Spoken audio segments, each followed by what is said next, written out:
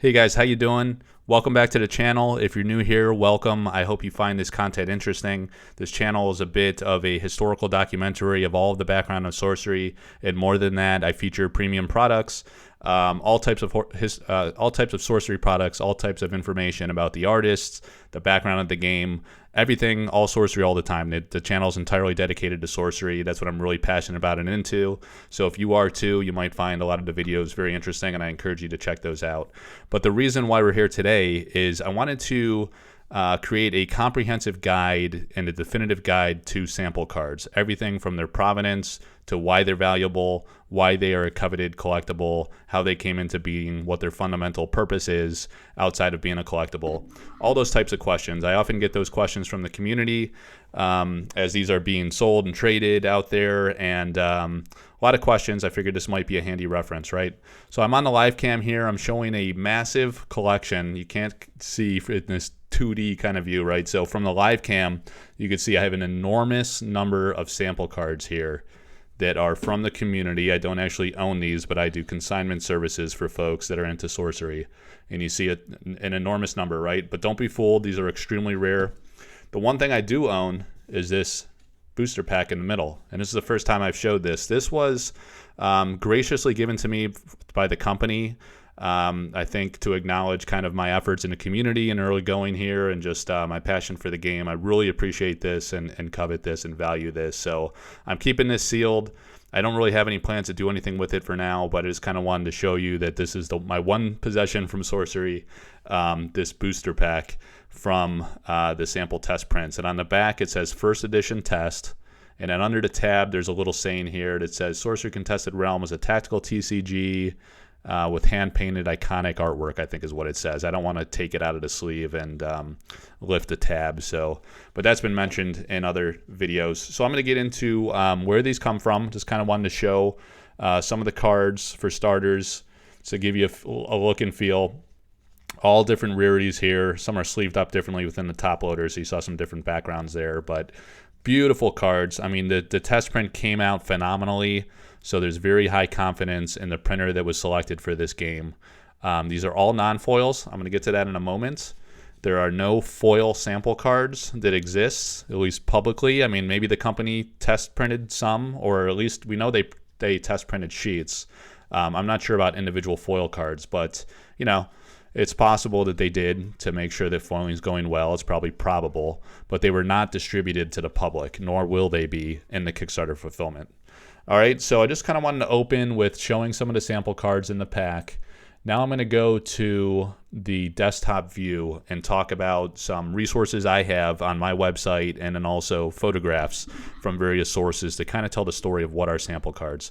So forewarning, this might be a bit of a longer video, but it's, it's for reference. You could skip around, you could accelerate the speed. This will be evergreen and be out there for the public for their knowledge to see if this is for you to collect, kind of just to understand what they're about. And why they are desirable. Okay? All right, so I'm at www.collectorarthouse.com, and if you go to the interviews and articles page at the top here, you'll find many articles that I've written about various topics, many artist Q&A interviews that I've done. Very fascinating to learn about the amazing, exceptional artists for this game. But there's this article here from June 29th, 2022, and it's called Sample Cards, the Rarest Sorcery Collectible. Now, in this article, I documented the entire history and kind of the provenance of sample cards as much as we know today. So that's going to supplement this video. It's a great resource. You should go and read through here, get a good understanding of the background and all the details, right, at your own time and leisure. All right, so from the history, what is a sample card? The fundamental purpose is to test print the card from the printer that you're going to use for the actual game printing, right, and distribution. All right, so why would you do that? There's different things that are tested: corner roundness. There's different. You can select different corner roundness, and I know the company has experimented with that. It's not like a standard thing in TCGs. I think there's some that are commonly used, but there are options there. Card thickness. Bendability, durability, those types of things. Cardstock options plays into the same idea. Print quality, so you can test the saturation of your color tones and kind of tweak that to make the cards really look finished and polished. Card design, layout, foiling effects, etc., etc. All right, and get into a little bit about the rarity, and then getting into, so on that point, like provenance will also tie into rarity. So these exist from a few sources, and we'll start from, I guess, what's upcoming. As I'm filming this, the Kickstarter fulfillment has not happened yet, but when that does, there are going to be a total of 244 sample cards delivered to the highest end backers. So those high end pledgers that spent more for those higher tiers will get those included, right? So the very highest tier was the Avatar of the Realm tier. That included 12 sample booster packs per backer, but there's only 4 of those tiers, right? So 48 packs will be distributed by that mechanism, a little more than a booster box essentially. And then there were 24 collector tiers. Each of those 24 people will get 4 sample packs. So 24 times 4, right?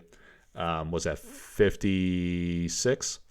And then there were 100 sorcery early bird tiers, and each one of those 100 people will get 1 pack. All right, so in aggregate, that's 244 packs. And then early on, in the very early development of the game, there were sample packs and boosts and pre-con decks distributed to social media influencers. All right, so let me just take a moment and reference a comment from the company on the purpose of sample cards and why they were distributed like that. All right, so samples were to actually test a game, to get early product to creators and partners, and we took the rest as rewards for backers, right? So what I just said, to test the product, to get it out to creators and partners, to advertise and market the game and build awareness, and then the rest for the Kickstarter fulfillment as kind of like a premium inclusion for something special and unique to the early development, a homage to the early development of Sorcery, so to speak. All right. And then he says, I don't think there's enough sample product even exists out there for grading purposes. People are asking, can these be graded? So they didn't print a lot. So they're in that statement, they're exceptionally rare. You typically need, from what I've heard in the industry, a case or so of cards to establish a baseline for grading. So, that would imply there's less than a case or 6 boxes of sample cards out there in existence or public distribution. And then it says we aren't working to facilitate that, as alpha is the product we stand behind. So they're emphasizing that alpha, the core product, is what they stand behind and should be the desired premium product. I guess samples are a unique niche category for hardcore collectors and people that are into very rare things and into the history and early development of the game. That's a bit of a special niche, kind of like artist proof cards and other like high-end rare cards, I would say. And then he says, I believe you would have seen the majority of the samples we sent out opened on YouTube videos. There are no sample foils, all right? So no sample foil cards, and then what has been distributed publicly is what we know to exist, right? And they're saying there's really not much more beyond that. So very interesting. Go back to the website. Let's talk about who got who and who got what in terms of sample cards distribution via packs and then pre-con decks, okay? So for packs, I mentioned the packs and the Kickstarter fulfillment. For the social media partners and YouTubers, content creator, influencer types, there were 12 sample packs sent to Red Zone Rogue, and I'll show those here. All right, so he got these 12 sample packs. You notice that the packs are silver, so I'm going to talk about silver packs and art packs. What I showed you in the live video feed was the art pack. Which means it had the art printed on the pack, just like it sounds like. And then the silver pack is silver. It has no art on the pack, right? So it's just purely for test and for early distribution and awareness for the game. All right, and then there was one sample booster box, and these were the art packs that I showed initially. So it had the art printed on that. That was given to Team Covenant. They did an opening publicly over a few videos, a nice little series of videos where they opened the packs and did kind of like a draft and played the game and also featured the gameplay. And they intend to include those in their subscription service for the subsequent follow-up release once that subscription service starts. So those will be out and distributed to the wild, all right, or out into the market. And then you have the sample cards from the pre-constructed decks. So in Sorcery, there are 4 elemental types: water, air, earth, and fire. All right, those are the 4. So there's a sample deck for each. And then there's a set list of cards that's included in those, and I have those at the bottom of the article here. for each of the decks, I have the card list that's included there. And there's very few of those that were distributed. So those are very special and unique. And here I have a list of who those were distributed to. But before I go to that, I wanted to make one point. There was one pre-con set in a very early Red Zone Rogue video where he featured and showed pre-con decks, and he talked about the gameplay and the flavor and the rich art and all that kind of stuff. Those were actually printed at a local print shop in New Zealand near where the game creator lives. All right, so those are a little different. They're not really your traditional print cards or sample cards, I would say. The real sample cards are those that were printed from the Chinese factory. And of those, we only know with certainty of 4 of those in existence, and they're highlighted in green here. So there's one sent to Kitchen Table TCG, one sent to Kodak, and he's really, it seems like he wasn't very knowledgeable on the game or into it that much, so he didn't really do an opening. There's a very tiny snippet of him saying like, hey, I got these pre-con decks, and he didn't feature it that much, right? So those might be gone, or I think he's not the type to really distribute those, so those are kind of not expected to surface on the secondary market, I would say. And then similarly for Arsenal Pass, those guys are really hardcore into Flesh and Blood, so they got a pre-con set, but we haven't seen those surface on the market, or know if they still exist or what they did with them.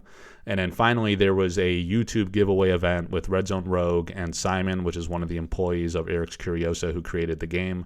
And those were broken up and distributed, I think, in lots of like 7 cards to various winners. So all of those were distributed to winners who were viewing that, and those have been sent out to those folks.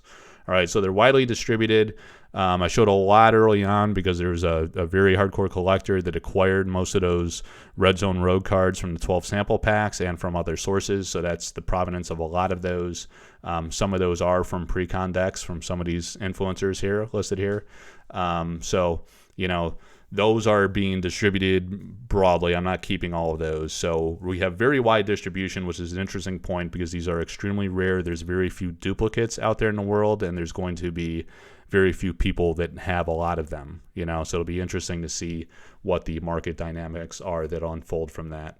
All right, so here I have a table that kind of talks about the potential print run size, right? So if we get into some of the history of these sample cards, how old they are, there was a video or an image that surfaced back from November 20th, 2021, so about a year ago from the filming of this video, and there were a couple of these booster boxes shown, right? But we don't know what was inside the booster box. We don't know if those were the silver packs or the art packs, nor do we know if these are the ones that have been distributed or if these are just held within the company. But there was this obscured a bit receipt or shipping label, as it looks like, and there's some Chinese letters there that gave us an indication that the Chinese printer was either known very early on, or at least a year ago, or the printing was happening with them for these samples. Okay, so that's one point. And then I showed the silver packs. I'll flash that again just for reference before I show the art packs again. So the silver packs, these are the 12 packs from Red Zone Rogue. The Kickstarter fulfillment will also be these silver packs, right? So if we go back, I have this dated March 2nd, 2022. That's when he released that video. So we know that these were printed sometimes before March 2022, so essentially before the Kickstarter campaign, and those will also be the ones included in the Kickstarter fulfillment. So why that's important is because one of the reasons why sample cards are very desirable is because there's been so much development change in the past 6 to 9 months that the sample cards are kind of like a relic of that historical early development and early design of the game. So much has changed. I want to hold that point because I'm going to get there in a minute, but I'm going to get into the changes in a little more detail. And then just to show you again, the art packs, you have the Team Covenant packs with the art printed on there. So that could be one of those booster packs that we saw from the November 2020 image. So there's some of those out there. So you have 3 things. You have pre-con decks, which are sample cards. You have silver pack sample cards, and you have art pack sample cards. And I just showed you all of those and talked a bit about the history. And then, okay, so some of these other items we'll get to in a moment. In terms of rarity, so the reason I bring up that they were printed potentially as long as over a year ago is that very early on, the set was not final. The alpha set is massive. There's over 400 cards. We expect about 403 or so, I think is what the company said. So if you date back a year, consider that the game was not finished by any means and had a long way to go. I don't expect that all 403 cards were sent off for test print. So we have to assume something less than that. And that's what kind of the math, I won't get into the details of the math, but this assumes different scenarios of how large the print file would have been at that time. And it breaks it down into 3 potential, to give you like a range of maybe possibly most rare to possibly most common for these sample cards. And in conclusion, I broke it down here, and we expect unique cards could number less than 5. The math came out to 2.95, and this was kind of like the more common case, right? And then you have the elites, 5.825, so maybe 6 or less copies of elite cards. And these are individual distinct copies, right? So there might be 100 elite cards, but we're saying there's only 6 duplicates of any given card, potentially. There's some assumptions baked in here, of course.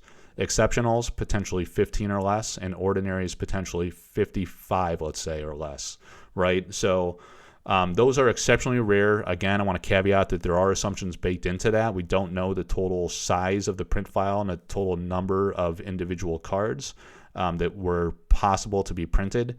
So we're using some assumptions here, but the key takeaway is that the uniques, the elites, and the exceptionals are phenomenally rare and crazy rare. And then the ordinaries, the numbers say 55. Let's say it's even 100.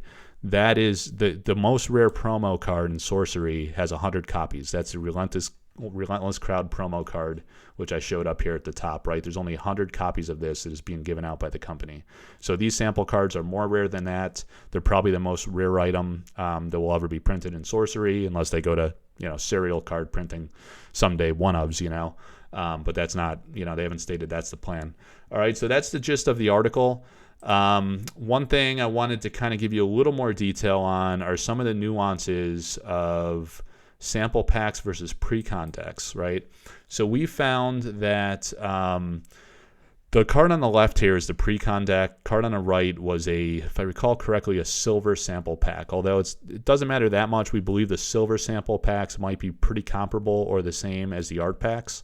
But the difference is in the pre-cons versus the packs, right? I'll just say the packs, be it silver or art packs.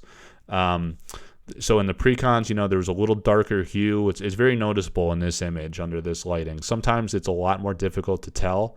There was another video I had done, if you go look in the archives, and it gets into another scientific method. If you put it under 40x magnification under a microscope and look at the white parts of the card, you can see a different print pattern within those that would prove that it's either from the pre-con or it's from a pack. All right, so I have that, a pre-con to a pack, and then here I was comparing a pre-con card to a silver pack card and a art pack card. So I have had all of these in my possession. This is an image that I personally took, so I know the proven provenance of these and where those came from. So I know this is legitimate, okay? So I wanted to put that out there for the public. And then the last point I wanted to key on is why are these a desirable collectible, right? So I did a video earlier where I went through all these slides and I talked about how these cards have changed tremendously over time. So to tell that story, you got to kind of look at the components of a card, right? You have the mana cost. So your mana cost is in the circle here. You have the threshold, which is the number of specific elemental type sites that you need, the name of the card title, and then the power levels over here on the right. Okay, actually, let's just roll with that. The type line text is the text above the box. And then what they call here, I'm grabbing my keyboard so I can zoom a bit. Try to zoom. Yeah. Okay, so the type line text is above the rules box or game mechanic box, right? And that tells you what the rarity of the card is. So in this case, ordinary mythics come crashing down. Ordinary is the rarity. You have ordinary, exceptional, elite, and unique, from most common to most rare. I'll say that again. Ordinary, exceptional, elite, and then unique is the most rare. Okay? So you have the rules mechanic box, and then you have the artist name. It says art, and then in the sample cards, there is this circle with the C inside, kind of like a copyright symbol. In the alpha print cards, this is the key way you'll be able to distinguish between sample cards and alpha cards, the mainstream print cards. That circle with the C inside is going to be changed to an alpha symbol within the circle. So to be very clear, you don't need any scientific method or any fancy way to tell those apart. It'd be very obvious.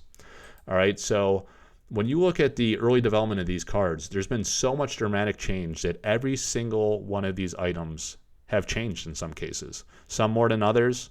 If the card was pretty polished and ended up fitting the meta well, there wasn't a lot of change. But some changed dramatically. You could have a title change, certainly mana cost change, power level change. Type line text has actually changed, for flavor and even rarity within that. And the game mechanics certainly has changed quite a bit. Some of these cards have fundamentally changed very significantly. So it's very interesting. Again, that's what makes it desirable. It's a relic of the historical development for people that are super into the game and part of this pre-alpha era, or people that come later and get into it. They like to go back to the early history and get the earliest, most prints of the card.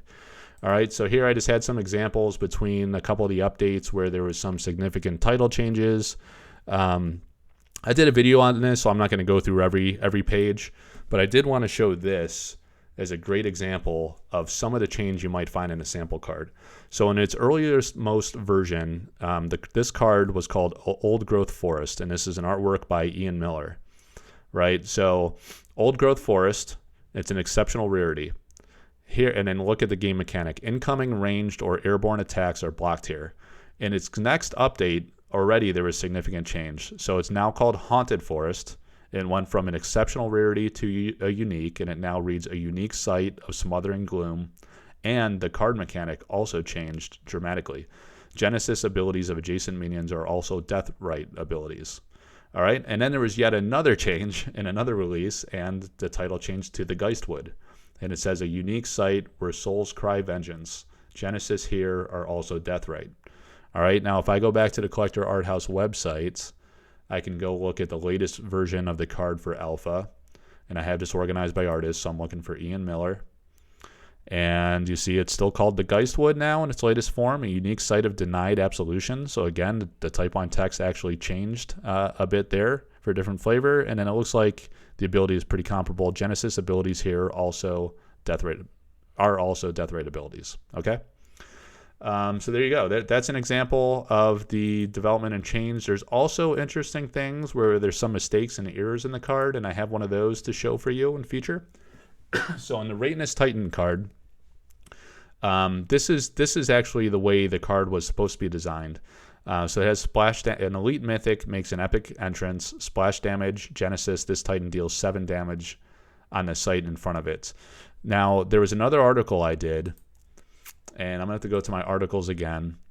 And here it is. It's the last article that I actually did as of this recording. On Atlas Wanderers, there was a mix-up in the print file of the game mechanic between Atlas Wanderers and the Rateness Titan that we just saw.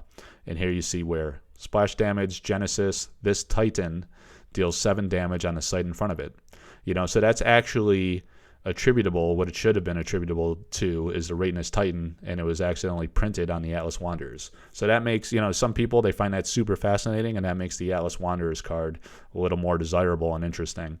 And it's an elite, so it's a very, very rare card as it is.